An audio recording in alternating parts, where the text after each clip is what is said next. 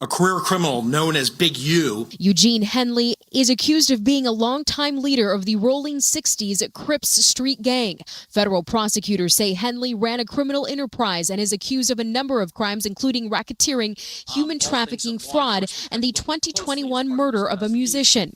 He has maintained the image of an entertainment industry entrepreneur running a music label, and of somebody who gives back to the community here in Los Angeles. The facts alleged in the complaint paint a very different picture. It is one of a murderer, a thief, a liar.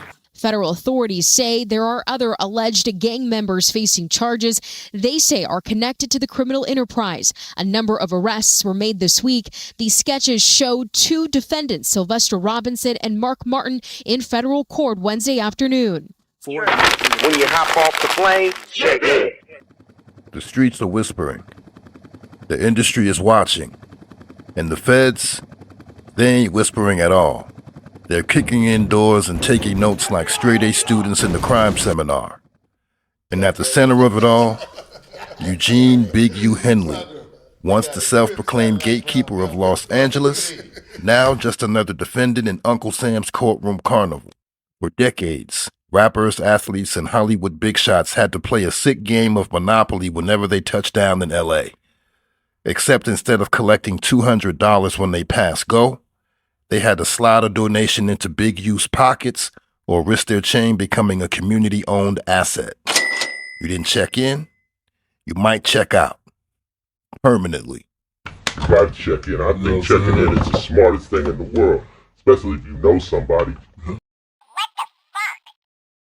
But now, that whole check-in extortion game is looking shakier than a crackhead in a cold front. Big U's RICO case isn't just about him. It's about the whole damn operation. And if the feds have their way, LA's most infamous street tax might finally be off the books. You see, RICO cases aren't built overnight. They cook slow, like Grandma's Sunday dinner. The feds marinate in wiretaps, base their witnesses in plea deals, and serve up indictments hot and fresh. And when they take down a big fish like Big U, they ain't just cleaning the pond. They're draining the whole damn swamp. The industry parasites who've been feasting on fear, whether they were collecting, enforcing, or just conveniently looking the other way, they all got a reason to sweat right now. Because let's be real, if they got Big U, they probably got more names on their lists.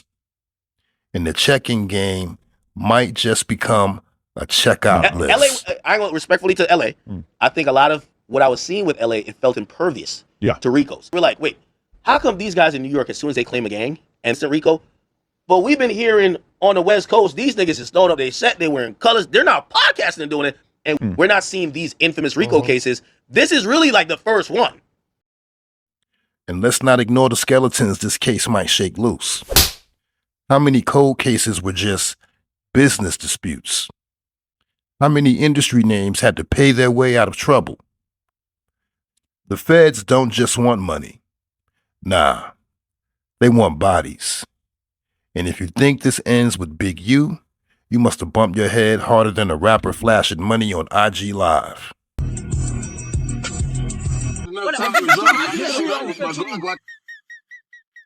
Looking at all these charges on the news, I'm headed back to LA.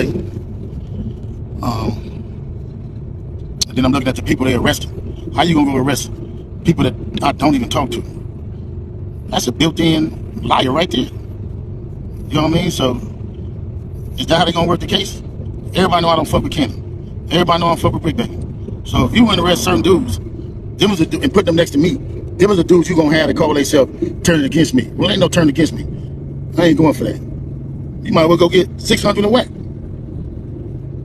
These dudes been saying I did shit all year. So what they doing is... the classic gangster to victim pipeline. First, you're the boogeyman, and you're making everybody bow down before you. Then, when the law comes knocking, suddenly it's a conspiracy. Suddenly it's all a setup, one big injustice. You see, Big U blamed everybody.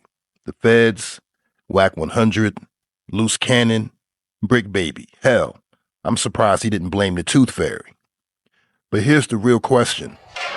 What happens to LA's check-in culture when the biggest name in the extortion business is locked up? Who's going to pick up the shakedown slack?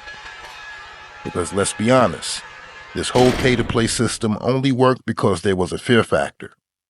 And if Big U goes away for a long stretch, the next generation might not have the same juice to keep the scam alive. So maybe, just maybe, we're witnessing the fall of an empire, the death of a dirty tradition, the end of checking in. Because without a boogeyman, there's just a bunch of dudes yelling threats on Instagram. And let's be real, that's not extortion. That's just a broke man's podcast. Are you fucking show me niggas know I got fucking money, nigga. Right here, nigga. You see what the fuck Guan and fucking show that same shit every day. You got signed and ain't stealing about your mom's a fucking crib. Don't worry about it, bro. My mom is good, bro. I'm not trying. But hey, maybe I'm wrong.